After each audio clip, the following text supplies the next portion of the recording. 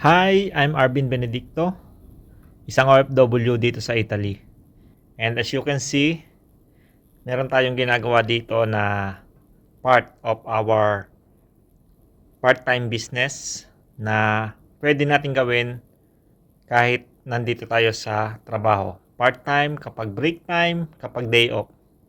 So ginagawa ko ito dahil unang-una, kahit sabihin natin na medyo mataas ng konti ang sahod natin dito, pag kasi tinanggal din yung mga gastos, parang halos sakto lang. Yung pamilya natin nasa Pinas, isa sa mga dahilan kung bakit gumagawa tayo ng paraan para mas magkaroon pa ng maayos na kita, and at the same time makasama natin sila habang tayo ay malakas pa. Hindi yung habang buhay na lang tayo magtatrabaho. Oo, medyo maganda ang kita pero malayo tayo sa pamilya at tumalaki ang ating mga anak na hindi natin sila kasama. So, ang kagandahan dito, pwede mo siya gawin part-time. Ilalagay ko yung mga link dito sa description ng video na to o kaya sa comment section, lahat ng link about sa business at saka sa aking mga contact numbers or contact details sa Facebook Messenger para kung magustuhan mo na gawin din ang business na to, pwede natin pagtulungan at turuan kita kung paano makapagsimula. Again, ito ay isang business at kailangan nating trabahuhin, lalong-lalo na at gusto nating magkaroon ng pagbabago sa ating buhay. Hindi ito madali, pero hindi rin naman mahirap. Kumbaga, sa trabaho mo, hindi rin naman madali. Nagtatrabaho ka ng 8 oras, shift sa isang araw, nagtatrabaho tayo sa loob ng isang linggo.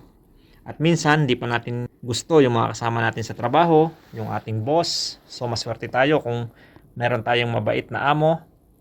Pero kung hindi, syempre, no choice na tayo. Kaya, humahanap tayo ng paraan para at least mabago yung sitwasyon and hawakan natin yung ating oras. Dahil sa totoo lang, wala naman talagang madali sa umpisa. Lahat sisimula sa mahirap, pero habang tumatagal, habang nagagamay mo na, nagiging madali na ang lahat.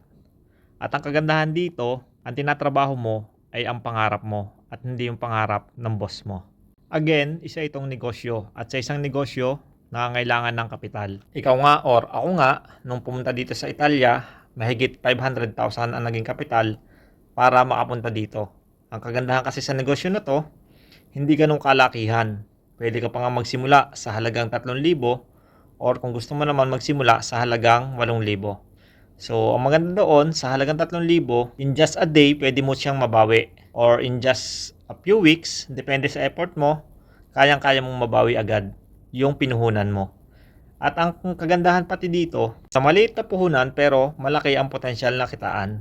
So, magiging depende yan sa magiging effort. Ang nagustuhan ko rin sa business na ito ay yung sistema, nakikita lamang ako kapag yung mga taong naniwala sa akin ay kumikita rin. Kaya I am committed na tulungan tayo o magtulungan tayo para abutin ang ating mga pangarap. Hindi aksidente na napanood mo ang video na ito. Kaya kung ikaw yung tao na nangangarap din na mabago ang buhay, mag-message ka lang at pagtulungan natin ang negosyong ito. Tandaan mo na ang kinabukasan mo ay nakasalalay sa magiging desisyon mo ngayon.